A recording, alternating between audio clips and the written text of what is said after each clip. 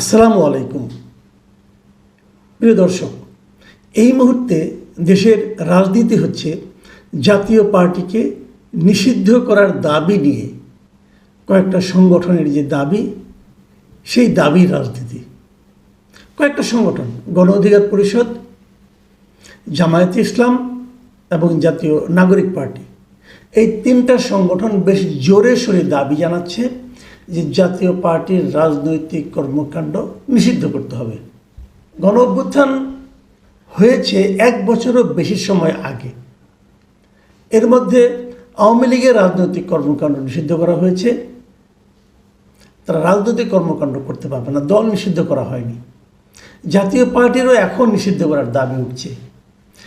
যে ঘটনা আওয়ামী লীগের জন্য হয়েছিল, তো তখনই হতে পারত যে জাতীয় পার্টি এবং আওয়ামী লীগের সঙ্গের জোটে যারা ছিল সকলেরই রাজনৈতিক কর্মকাণ্ড নিষিদ্ধ হতে পারত। কারণ প্রথমত বলা হচ্ছে অপরাধটা করেছে আওয়ামী লীগ, তা আওয়ামী লীগ হয়েছে, যদি এরা তাকে সহযোগিতা করে থাকে এদের নিষিদ্ধ করাই যেতে পারে, কোনো সমস্যা নেই। তাহলে কেবল জাতীয় পার্টি তাও 1 বছর পরে কেন দাবি? তখন এটা আন্দোলন হতে পারত। কেবল তাই কেন?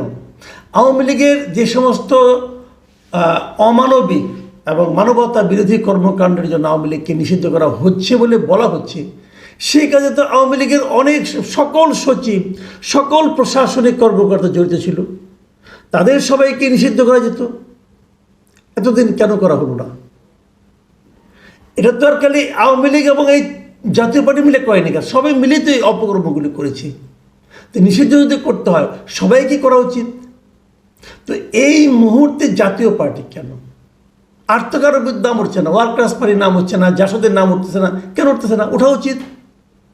সাম্যবাদী দল ছিল একটা, দিলীপ বড়ুয়ার, ওটা ওঠা উচিত। তো কেন কেবল জাতীয় পার্টি? আসলে দাবির পেছনে যে কারণটা বলা হচ্ছে ওটাই মূল কারণ নয়। মূল কারণটা হচ্ছে রাজনীতি।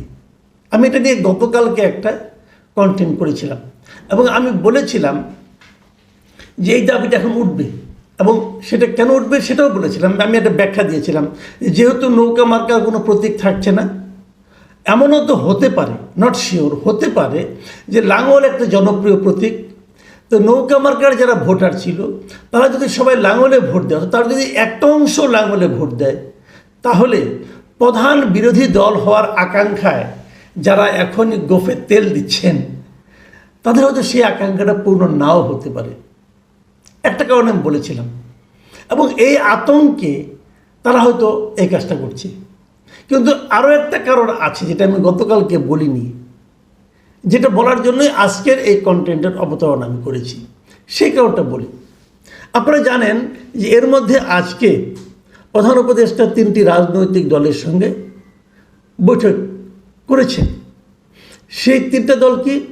প্রথমে জামায়াতে ইসলাম, তারপরে এনসিপি, তারপরে বিএনপি। আমি এটা নিয়েও বলেছিলাম যে এই 3টা দলই কেন? আলোচনার বিষয় হলো নির্বাচন এবং দেশের রাজনৈতিক পরিস্থিতি। তো নির্বাচনে তো এনসিপি অংশ নিতে পারবে, এটা কি এখনই কনফার্ম হয়ে গেছে? এনসিপি তো এখনও নিবন্ধন পায়নি। একটা অনিবন্ধিত দলকে ডক্টর ইউনূস কেন গুরুত্ব দিচ্ছেন? দিচ্ছেন এই কারণে যে এই দলটাকে উনি ওনার নিজের দল মনে করেন, অথবা এই দলের প্রতি ওনার একটা বিশেষ পক্ষপাতিত্ব আছে। আমি তো মনে করি যদি অবাধ নির্বাচন হয়, যদি জাতীয় পার্টি ইলেকশন করে, এনসিপি তো জাতীয় পার্টির অর্ধেক ভোটও পাবে না, আরও কম পেতে পারে। যতটুকু আমরা তো কিছু বুঝি, আমরা তো এই দেশে থাকি, পাবে না। একটা রাজনৈতিক দল রাতারাতি গড়ে ওঠে না। এই রাজনৈতিক দলের মানুষের কাছে জনপ্রিয়তা পেতে হলে মানুষের মধ্যে ঢুকতে হয়, মানুষের মধ্যে আতঙ্ক সৃষ্টি করে মানুষের কাছে পাওয়ার দেখিয়ে জনপ্রিয় রাজনৈতিক দল হওয়া যায় না, এমন ইতিহাস নাই। অথবা সরকারের আনুকূল্য লাভ করেও কোনো দল পৃথিবীতে কোনোদিন জনপ্রিয় হতে পারে নাই। তো এনসিপি কেন হবে জনপ্রিয়? হতে পারেনি। কিন্তু সেই দলটাকে কিন্তু ডক্টর ইউনূস দেশের 2য় অথবা 3য় দলের মর্যাদা দিচ্ছেন, তাদেরকে উনি ডেকেছেন, সবাই মিলে হয়েছে। এবং সেই মিটিংয়ে কী হয়েছে সেটা মোটামুটি একটা ধারণা আপনারা পেয়েছেন। মিটিংয়ের মূল আলোচ্য বিষয় হচ্ছে যে এনসিপি এবং জামাত তারা বলে এসেছে তারা জাতীয় পার্টি নিষিদ্ধ করা হোক, এই দাবি তারা জানিয়ে এসেছে। এবং আমার ধারণা এই কাজটা হয়ে যাবে। যতটুকু সম্ভব দ্রুত হয়ে যাবে।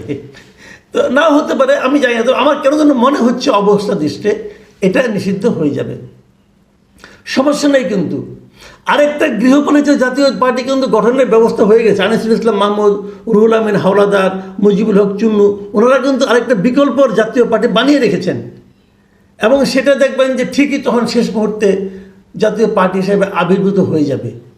ওটা এই আনিসুল ইসলাম মাহমুদ কিন্তু সবসময় আওয়ামী লীগের সুবিধাভোগী ব্যক্তিদের মধ্যে একজন, মন্ত্রী হয়েছিলেন আওয়ামী লীগ আমলে। দেখবেন তখন আর কেউ আপত্তি করবে না, তখন বলবে না এটা ঠিক আছে, এটা ভালো জাতীয় পার্টি, এটা অনুগত জাতীয় পার্টি, ঠিক আছে, যা হবার হবে। এটা নিয়ে আমি আর কোনো বক্তব্য নেই। কিন্তু আমি যেটা বলছিলাম, আরেকটা কারণ কি, আরেকটা কারণ হলো যে নির্বাচনটাকে নিজের কন্ট্রোলে নেওয়া। কার কন্ট্রোলে? কোনো কোনো রাজনৈতিক দল তার কন্ট্রোলে নির্বাচনটাকে নিতে চায়। আমি একটা কথা হাইপোথেটিক্যালি বলি, যেমন ধরুন এখন যদি ইলেকশন হয়, এই ইলেকশনে কে কে আছে? ধরে নিচ্ছি এখন যে পরিস্থিতি, যদি এই পরিস্থিতিতে ইলেকশন হয়, নির্বাচনের মাঠে থাকছে বিএনপি, জামাত ইসলাম, জাতীয় পার্টি, এনসিপি, এবি পার্টি অথবা ইসলামী আন্দোলন, এরা এই পার্টিগুলো। তাই তো মূলত এরা আরও কিছু বামপন্থী দলগুলো এরাও থাকছে, সিপিবি থাকছে, এগুলো থাকছে। এখন কয়েকবার আমাকে বলা হচ্ছিল যে এনসিপি এবং জামাতে ইসলাম তাদের কিন্তু দু তিনটা দাবি আছে, বেসিক দাবি এতদিন ছিল। সেই দাবিগুলো কি? যে সংস্কার বাস্তবায়ন, সংবিধান পরিবর্তন, তারপরে আপনার গণপরিষদ নির্বাচন, তারপরে পিআর পদ্ধতিতে নির্বাচন, এগুলো কিন্তু তাদের দাবি, এবং এই দাবিগুলো নিয়ে তারা কিন্তু মাঠ গরম করছিল। এবং বলা হচ্ছিল বারবার, যদি এই দাবিগুলো না মানা হয়, তাহলে যদি তারা নির্বাচন বয়কট করে, তাহলে কি নির্বাচন হবে? এটা কিন্তু একটা বেসিক কোশ্চেন ছিল, যে যদি জামাতে ইসলাম নির্বাচন বয়কট করে, যদি এনসিপি নির্বাচন বয়কট করে, যে আমি নির্বাচনে যাব না, তাহলে কি নির্বাচন হবে? আমি এটা বারবার বলেছিলাম যে এনসিপি যদি নির্বাচন বয়কট করে, তাহলে নির্বাচনের উপর কোনো প্রভাব পড়বে না, কারণ এনসিপি নির্বাচনের উপর প্রভাব ফেলার মতো অত বড় দল নয়। কিন্তু যদি জামাত বয়কট করে, যদি জামাত বলে যে আমি নির্বাচনে যাব না আমার দাবি না মানলে, তাহলে একা বিএনপি নির্বাচন করবে? এটা তো হবে না রে ভাই, এটা পৃথিবীর কারো কাছে গ্রহণযোগ্য হবে না। যে প্রধান দল বিএনপি, আওয়ামী লীগ, জাতীয় পার্টি, এরাই তো, জামাত এরাই তো। এখন আওয়ামী লীগ তো নাই, আওয়ামী লীগ তো টেকনিক্যাল কারণেই নাই, তাহলে যদি জামাতও না থাকে, তাহলে নির্বাচন কীভাবে হবে? তো হবে না। তখন হয়তো ডক্টর ইউনূস বলতে পারবেন যে জামাত নাই, আমি নির্বাচনটা কাকে নিয়ে করব। কিন্তু সেক্ষেত্রে একটা সমস্যা ছিল জাতীয় পার্টির উপস্থিতি।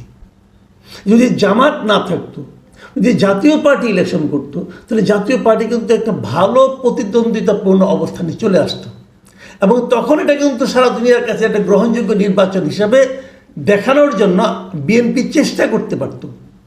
কিন্তু যখন এখন এই সর্বশেষ দাবি অনুযায়ী যদি জাতীয় পার্টির রাজনীতিকে নিষিদ্ধ করা যায়, অথবা রাজনৈতিক কর্মকাণ্ডকে স্থগিত করা যায়, নির্বাচনের বাইরে রাখা যায়, তখন কিন্তু পুরো নির্বাচনের লাগামটা থাকবে জামাত ইসলামের কাছে। তখন যদি জামাত ইসলাম বলে 6 মাস না পিছালে আমি নির্বাচন করব না, কিছুই করার নাই কারণ। এখন এই জিনিসটাও কিন্তু মাথায় রাখুন, তাহলেই বুঝতে পারবেন যে কেন এই দাবিটা খুব কড়াভাবে জামাত তুলছে এবং এনসিপিও তুলছে। আমরা আগেও বলেছিলাম যে নির্বাচনটা আসলে কবে হবে, ফেব্রুয়ারিতে না আরও পরে? ফেব্রুয়ারিতে হলে কারলাম, ফেব্রুয়ারি থেকে আরও পরে হলে কারলাম, সেগুলো আমরা আলোচনা বহুবার করেছি। প্রধান উপদেষ্টা বারবার বলছেন নির্বাচন ফেব্রুয়ারিতে হবে।